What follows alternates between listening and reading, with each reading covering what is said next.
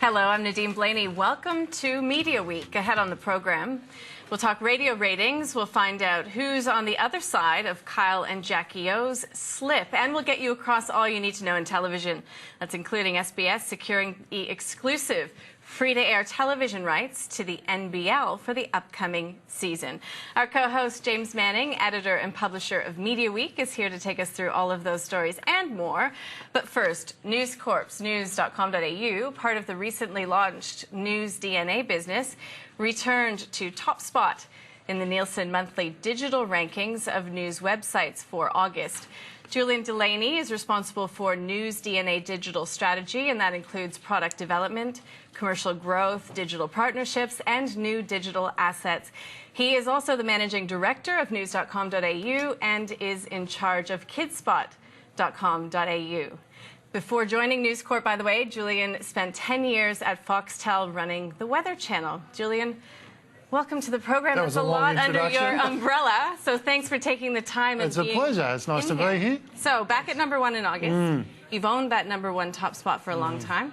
20 months, actually. Yeah, before feel good that. to be back on top? It is. It is good to be back on top. I mean, the election was a big news event for everybody in Australia. And I think news.com.au did well to do 6.2 million in that month. To be #2 was disappointing, having been #1 for the 20 months prior. But I think we did very well for a brand that's possibly not known for its election coverage to do a number like that. But it is good to be back on top. The team was very happy and relieved on Tuesday when the numbers came out, let me assure you.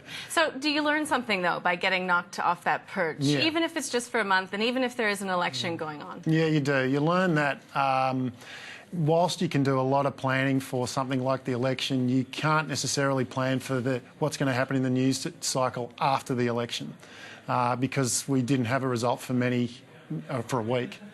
The election, if it was over at 6:30 on that night, might not have changed the numbers digitally for all of the news category as much as it did. But because it was so drawn out for such a long time, there were so many angles on the news that our team could pull together. In fact, all of Australian news gatherers could pull together. So you learn that, yes, you've got to keep going with the news cycle, and as much planning as you can do, if you're not ready to keep going 24/7 on it, you're not going to be able to be as good as you possibly can be. Now, Julie, I'm not sure if you get sick of being asked this, but some viewers, and myself too, gets confused sometimes. It's part of News Corp. News Corp has lots of news assets, but you have your own news.com.au team. We do. So what percentage of your traffic do you think you generate, organically? So I can tell you the exact amount, as a matter of fact. The traffic that our team provides and delivers is around 68% of total page impressions for any given month, when the most recent month was 68%. Yeah. We do get some traffic from the metropolitan mastheads. It's a lot less after the locked content strategy that they've now implemented. Because some of them are paywalls, locked content, so I can't bypass that, can I, by going to news.com? No, that's right. So if the Daily Telegraph or the Herald Sun or the Courier Mail elect to lock a piece of content that they think is worth somebody paying for, that content doesn't come onto news.com.au. Our content, conversely, is available across the entire News Corp network. Anything that our guys publish will be available on any News Corp asset within Australia. Will those views get counted for you or that asset if they're looked at? Both. It depends. If a consumer's on a story that's written by news.com.au, on news.com.au, we'll get an impression for that. If it's on the Daily Telegraph that day, the Daily Telegraph will get an impression for that. Okay. So in that way, it's serving a good purpose, I suppose. Never thought of it that way. Do you see that mix changing, in any way in the short to medium term? Not really. I think with regards to content consumption, I think our journalists and our content team know our brand and our consumers really well. We actually pride ourselves on that at news.com.au. We're lucky in the digital world. I've come from broadcast, as you know, but in the digital world, we know what consumers are clicking on at any second, not just on the day and not just on the week. Our guys are looking at this stuff every single moment. They are looking at it right now. And so knowing that and knowing what our consumers like, we're pretty harsh judges. And so I would like to think that the content that we produce gives a better bang for buck for News Corp because it's generating more impressions. Couple of perceptions that people hold about the sector, digital publishing. Are you dumbing down journalism? No. Now, and I ask that respectably, Yeah. given that you dropped when the election was on, Yeah. people go elsewhere for something serious? Yeah, we dropped from #1, but we rose in total audience. Okay.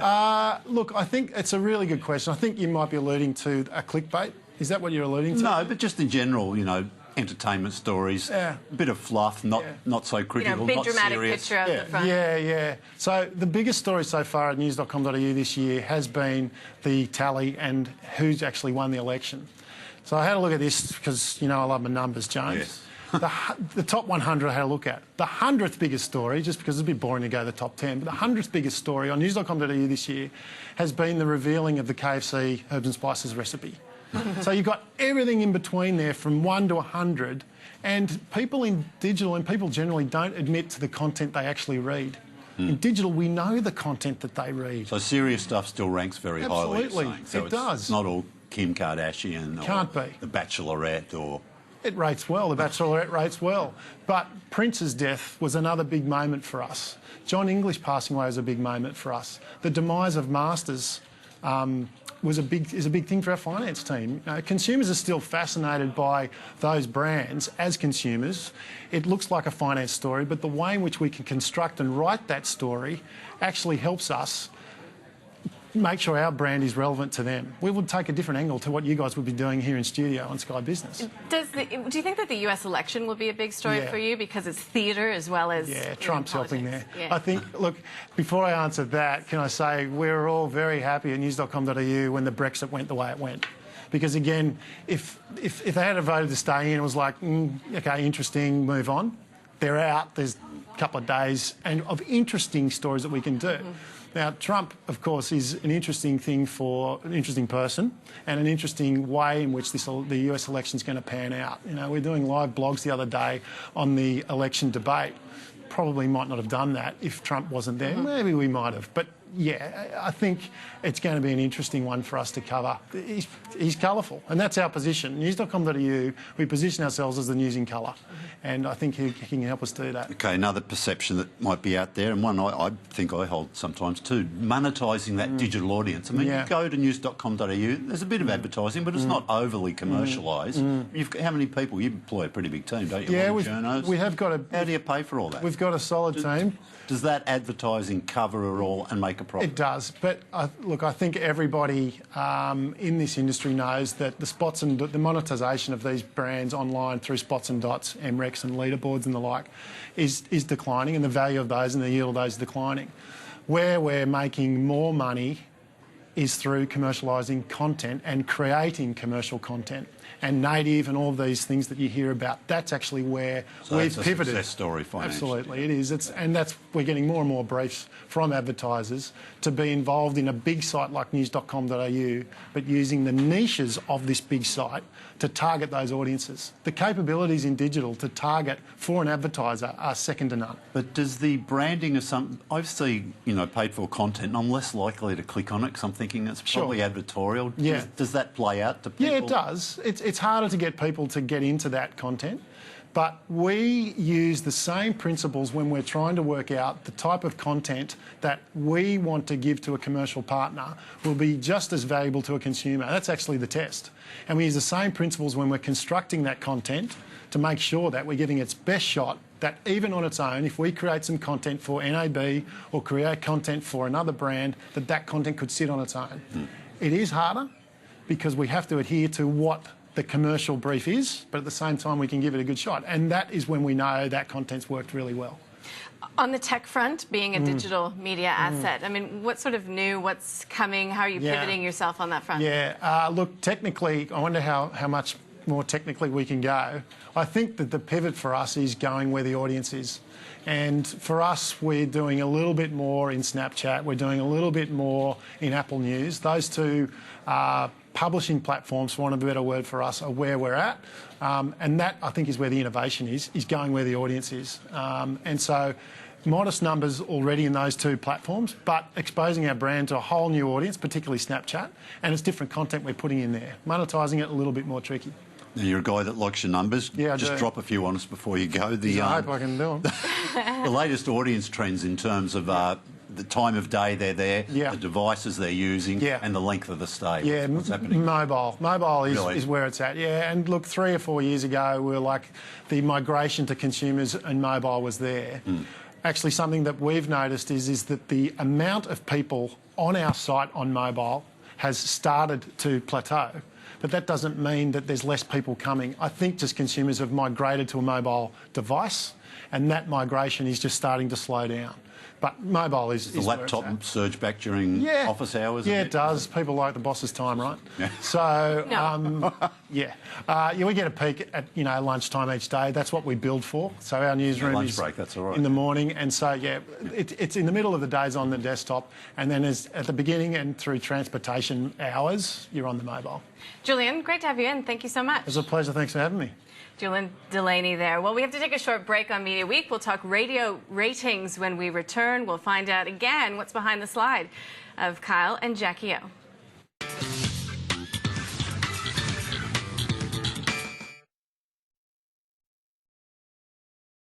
Same hotel, same price? Oh, no. There are so many different prices out there all over the internet. And Trivago instantly compares them all to find your ideal hotel for the best price. Hotel Trivago.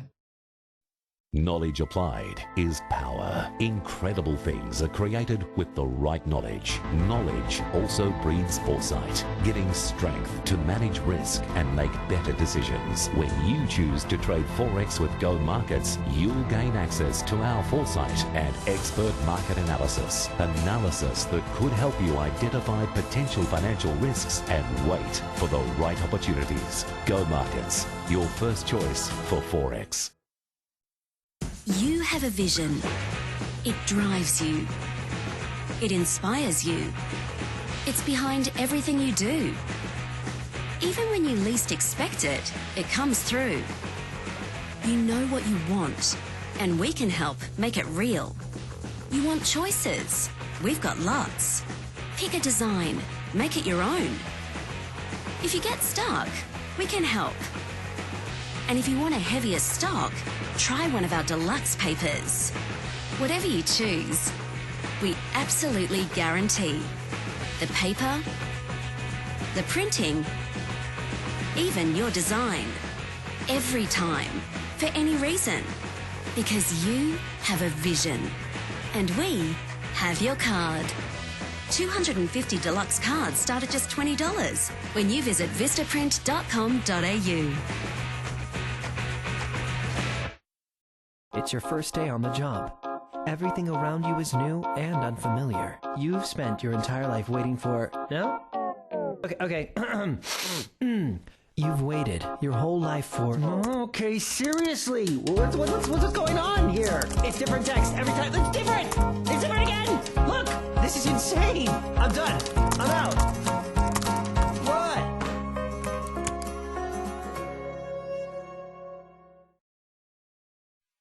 Why should you compare?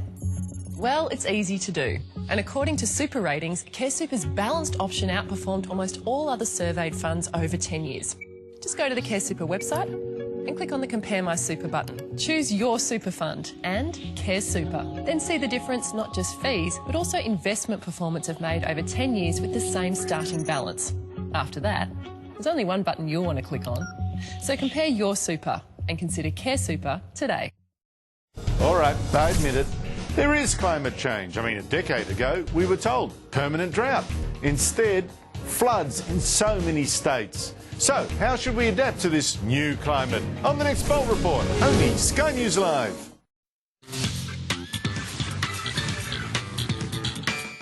Welcome back. Our co-host James Manning, who is editor and publisher of Media Week, is here. And we'll start by talking radio, shall we, James? Sure. Because the 6th radio ratings of the year are in. So what, Correct. I guess, was the big takeaway from it? Well, the big takeaway was not a lot changed this survey. There weren't any massive falls, no massive rises. It was pretty much the status quo, you know. Macquarie Media doing very well with its AM stations, 3AW and 2GB in the two biggest radio markets, still way out in front, you know.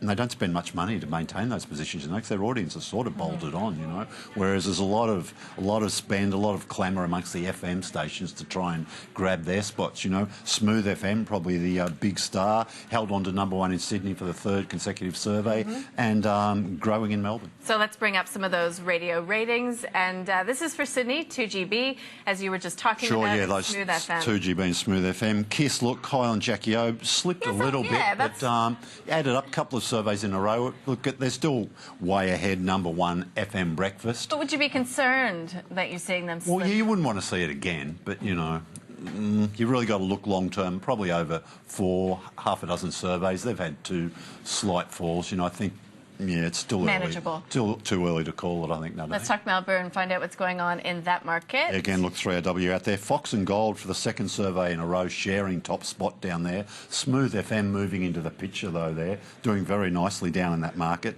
Gee, if they can get a bit of traction down there, maybe breakfast lifts a little bit, perhaps they'll be doing very well. And in Brisbane, what's happening in the market there? Yeah, look, Nova... still top spot, but 97.3 has reclaimed the breakfast leadership, which is really important. You generate a lot of your money. So that's the big move up there in Brisbane. Okay, and moving along right through to Adelaide. Yeah, look, Mix pushed further ahead of the market down there, did fantastically well. Nova had a bit of a rise. 5AA's had a couple of down books there, so they'd be looking for some improvement before the end of the year. And heading to the West Coast in beautiful Perth. Yeah, Mix doing fantastic business for Southern Cross Austereo over there. #1, I think, in Drive, #1 All People, 10 plus, #1 in Breakfast. You get the idea.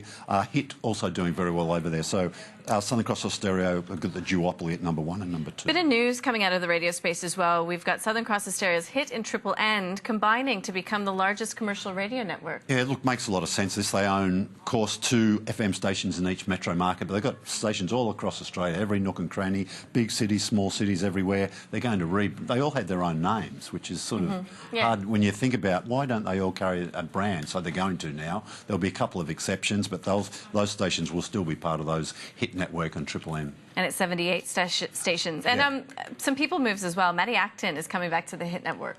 Yeah, look, he is. He used to be at the Hit Network, Southern Cross Austereo. He went across, worked on Kiss FM. They've been promoting him as a summer host and stuff like that. But, yep, he's getting his own show back on Southern Cross. He's going up to their Brisbane Hit station. Talk about some of the broader news out there in the media space. I mean, we have been talking forever about this change in regulation, change to media laws. I know. Give me a week off. You said, you know, but it's been in the news this week absolutely. again. So what happened with Nine's change in stance in its submission? Well, a lot of the other broadcasters didn't change their submission from last time. They said, no, look, there's another, there's more hearings, taking more submissions. Look, just exist, what we've said last time still stands. Nine changed theirs a little bit. They said, look, OK, let's worry about the reforming the media laws is secondary to us. First of all, we want to see the licence fees that we pay. They think they're well above the odds. They think a lot of the digital players can come in here. Google comes in, Facebook comes in. They don't pay anything. These free-to-air broadcasters say, look, we have to pay fees. We think we pay too much. Nine's obviously looked at the effect on their bottom line and thought, OK, why don't we push for that? Some of these other law changes aren't really going to be maybe change our financial position, so let's deal with the one that will. Well, you would think, though, that to get some action on that front, they'd really need to bring everybody in, you know, to push for that one thing together. Yeah. But anyway, well, maybe they've just realised it's not going to happen with the other one, so they must have pushed for this one. And the story goes on. Yeah. We'll talk about it next week, shall we? Let's hope so. All right, let's talk in the magazine space. We've got 49% of Rolling Stone magazine is being sold off. Yeah, look, Jan Wenner's always held on to his equity. He's never gone outside to bring in another partner, but he's got, of all places, a Singapore investor giving them 49%, and they're going to really, I think, concentrate on digital expansion, a field Rolling Stone has never really excelled in, I think, probably because they've made a lot of money out of their print product. It's done very nicely for them. I picked up a copy of the US edition a few days ago, which you'd be very familiar with. It's sort of the Bible when you're growing up for people into music, but it's getting very thin, Nadine. So I think they've realised, look, we've got to, you know, get a foot in this digital future, and that's what this Singapore investor will help them with. So let's talk about people moves in the space. Sure. Viacom is announcing an expanded Asia-Pacific role for 2 of its key players. Yes, it is. Look, Simon Bates and Kirsty Bloor have both been promoted. They'll keep their existing Australian roles, but they'll have a role, as you said, across the Asia-Pacific region. And we've got a new CEO of Pacific Magazine. Yeah, Gerard Roberts has he was sort of tapped on the shoulder by Peter Zavik as the sort of, heir apparent when Peter decided he'd move back to Melbourne, returning to News Corp again. Seven West Media didn't dive straight in. I thought they wanted to sort of explore all avenues, all people who might be able to do that job. They came to the same conclusion that Peter Zavik did, that, look, Gerard's the best guy for the job, and he takes over from next week. And there was a big farewell. Yeah, there was this week, yeah. Peter Zavik, a lot of people came together, some people from Seven, a lot of media agency people turned up, all the Pacific editors, of course, and some of the direct clients they deal with, some of the big makeup brands that Peter's negotiated over the years with for space in their Pacific magazines. Andrew Blackwell is departing Nine. What are the details of that one? Yeah, look, the executive ranks at Nine have been possibly overstaffed since Adrian Swift moved back to Nine. He was at the ABC previously. Big, good friendship going back many years with Hugh Marks, the CEO there. So they thought they'd love to work together again, and I think they realised, look, we don't need maybe all these people. Andrew Blackwell's going to step away. He won't be replaced, but his roles will be filled by other existing executives within the network. Okay, well, that brings us nicely to TV. Sure. Shall we take a look at the ratings? And these are for week 39, free to air, and AFL taking up the top spots, yeah, but the block still rating really well. Yeah, look, absolutely. Yeah, that was that preliminary final match on the Saturday night. I think it was the Western Bulldogs against Greater Western Sydney. A fantastic game. Look, drew massive audiences, so did very well for Seven. And that's the case of Jean-Benet Ramsey. I think we might have mentioned it briefly last week. Just did fantastic business, and it shows special event TV. It's very crucial to pull those big audiences. You have to say that those crime cases, they're compelling. Yeah, viewing, and this one was done very very well. Very well absolutely. Again, the block, we're going to continue to talk about the block, and sure, you've got 7 News. We're just over halfway through, so there's a few more weeks to go on that one, yeah. Well, that's good. They've got lots of work ahead of them. I saw the latest, Yeah, they're doing some good reno work. They look good. And it's good to see an Art Deco block for a change. I love it. Okay, turning the page, and this is for subscription TV. And this is, of course, sport. And it's no big surprise to see the AFL at the top. Yeah, absolutely. There's only 4 games across both codes last weekend. They're all grab a spot in that top 5. And I guess this weekend, just one game in each left. Yep. And this is non-sport. There's my show, Gogglebox, up there at number 1. The Recruit as well. Yeah, that was the series final of Recruit. It was a live special they did on Fox 8. Did very well. The Force Awakens, the Star Wars franchise, doing well for premiere. And there's a pop-up Star Wars channel. It's a long weekend across virtually most of Australia, I think. And Foxtel Movies, we've got the the evidence of it all around the building here. Yeah, absolutely, yeah. So I think that'll draw in a lot of viewers. Let's talk about, it was interesting to speak with our previous guest, Julian Delaney, about the US election and that presidential debate that happened on Tuesday morning our time. That's got to be a big ratings winner. Yeah, it'd be interesting to see how those numbers stack up, won't it? Because I think a lot of people, that Trump factor, they'll go in the first time. They wanted to see if, would he be really go rogue or anything, And he didn't let them down, really. He put on a bit of a show, didn't he? If there's more I don't think of that he can to help come. himself. I don't think he's putting on a show. I think that's him. But anyways, that's my personal opinion. Yeah, but if I think judging like first performance, a lot of those people will think it was entertainment, it was informative, and I think they'll probably be back.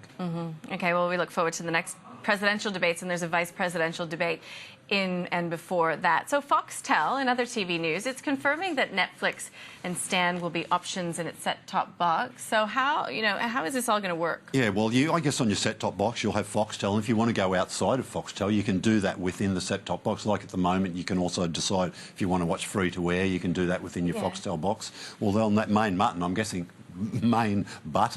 there'll be a alternative for if you want to click Netflix, you want to click Stan, it will take you into onto those platforms.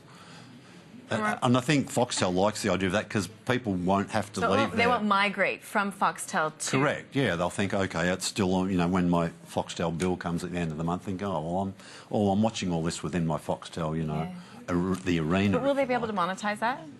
Well, I think it's more a play of keeping their subscribers, as maybe I don't think it's going to attract many new ones, but it's going to be very price critical too. This big, I think, the December reveal of how much their new pricing changes. Will that be attractive to new customers? At the same time, not too low to stop people downgrading their subscriptions. Okay, SBS has secured exclusive free-to-air television rights for the National Basketball Yeah, look, some of the cynics are saying these are sports rights that nobody else wanted because I think basketball's great. well, it is. Look, nothing wrong with it, but look, it's been on 10 in the past, really small audiences, you know. It's a really, there's only one game a week, so, you know, we'll have to see how it goes. But I guess it's great for the sport that they can maintain a free-to-air position. And, yeah, and it kicks off, I think, the week after next, so it's not far away. Yeah, I think it's the 9th. And it's going to be a big week for Australian drama once October gets going. Walk us through some of the programmes. Yep. Look, The Wrong Girl launched this week for 10. Did pretty well too. The ratings were pretty good. It outrated Nine's Doctor Doctor, so 2 Aussie dramas up against each other. The margin was quite small, but, you know, it could have gone the other way, so it's a great start for that. Secret Daughter from 7 comes out next week. Jessica Malboy, so it's a bit of a musical, bit of a comedy, bit of a drama. They've got all bases covered there. And then Hide and Seek, which is a new drama from 9. The twist there is it's international, it's not just in Australia. I think they go to some Asian capitals during the story. So yeah, I'm worried there's going to be too much drama. Yeah, they'll be competing with each other. Yeah, and the networks won't give these shows the time to bed in and build an audience. They'll be quick to judge them, and it might sort of affect their thinking when it comes to, you know, commissioning second seasons or programming more drama next year. Well, it all remains to be seen. We will be discussing it in the weeks to come. James, thank you. Thanks, Nadine. James Manning from Media Week. That's all we have time for. Stay with us, though. Plenty more to come when we return.